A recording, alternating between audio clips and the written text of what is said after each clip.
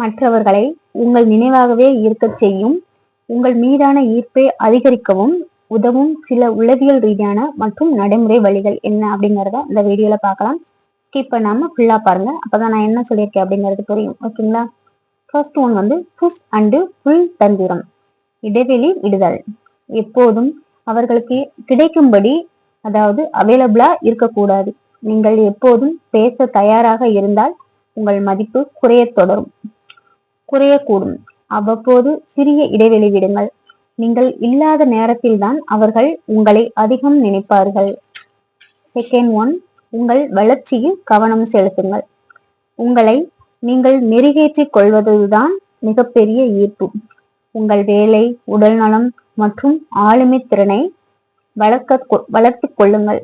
நீங்கள் மகிழ்ச்சியாகவும் வெற்றிகரமாகவும் இருப்பதை பார்க்கும்போது அவர்களுக்கு உங்கள் மீதான தானாகவே ஏக்கம் வரும்.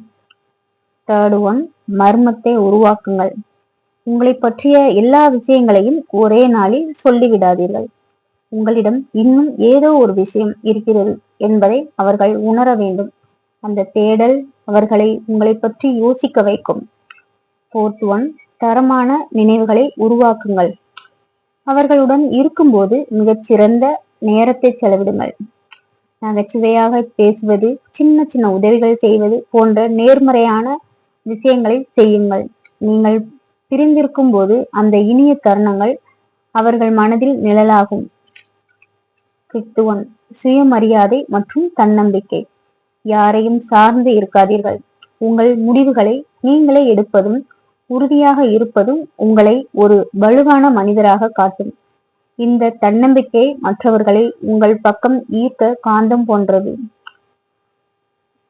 முக்கியமான குறிப்பு, அதுக்கு முன்னாடி நீங்க என்னோட வீடியோ வந்து முதல் முறையா பாக்குறீங்க அப்படின்னா என்னோட சேனலை வந்து சப்ஸ்கிரைப் பண்ணிட்டு பெல் ஐக்கானை கிளிக் பண்ணிட்டு அப்படியே ஆளுங்கிறத கிளிக் பண்ணுங்க. அப்பதான் நான் போடுற வீடியோஸ் எல்லாமே உங்களுக்கு நோட்டிபிகேஷனா வரும். முக்கியமான குறிப்பு என்ன அப்படின்னா, எந்த ஒரு உறவிலும் அன்பு என்பது இயற்கையாகவே இருக்க வேண்டும். யாரையும் கட்டாயப்படுத்தி ஏங்க வைக்க முடியாது. உண்மையான அன்பும் பரஸ்பர மரியாதையும் இருந்தால் நீங்கள் சொல்லாமலேயே அவர்கள் உங்கள் நினைவில் இருப்பார்கள். சிக்ஸ்த் ஒன், முற்று பெறாத உரையாடல். உளவியல் ரீதியாக மனித மூளை முழுமையடையாத விஷயங்களைத்தான் அதிகம் நினைவில் வைத்திருக்கும். எனவே ஒரு சுவாரஸ்யமான உரையாடலின் உச்சத்தில் இருக்கும் போதே எனக்கு ஒரு முக்கியமான வேலை இருக்கிறது, பிறகு பேசலாம் என்று கூறி விடைபெறுங்கள். அந்த உரையாடலை முடிக்க வேண்டும் என்ற ஆர்வம் அவர்களை உங்களை சுற்றியே சிந்திக்க வைக்கும். செவன்த் ஒன், வாசனை மூலம் நினைவூட்டல். மனிதர்களுக்கு வாசனையோடு நினைவுகள் ஆழமாக தொடர்புடையது.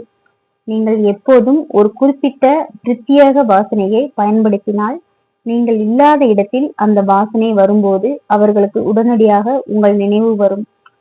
எய்த் ஒன், மற்றவர்களின் பாராட்டு. அவர்களின் முன்னிலையில் உங்களை மற்றவர்கள் பாராட்டுவது போன்ற சூழ்நிலை உருவாக்குங்கள். மற்றவர்கள் உங்களை உயர்வாக மதிப்பதை காணும்போது அவர்களுக்கு உங்கள் மீதான ஈர்ப்பு, உங்களை இழந்துவிடக் கூடாது என்ற இயக்கமும் அதிகரிக்கும்.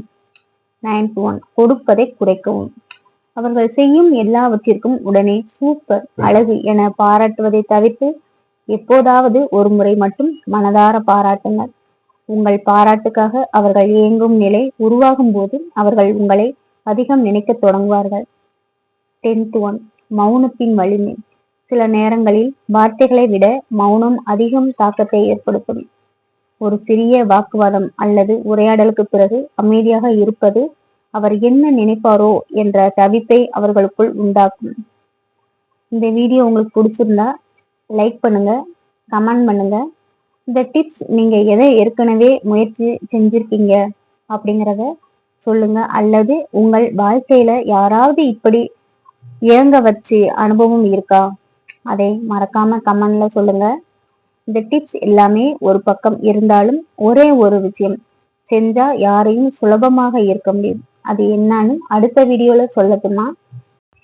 வேணும்னா எஸ்ன்னு கமெண்ட்ல சொல்லுங்க, கண்டிப்பா அடுத்த வீடியோ போடுறேன்.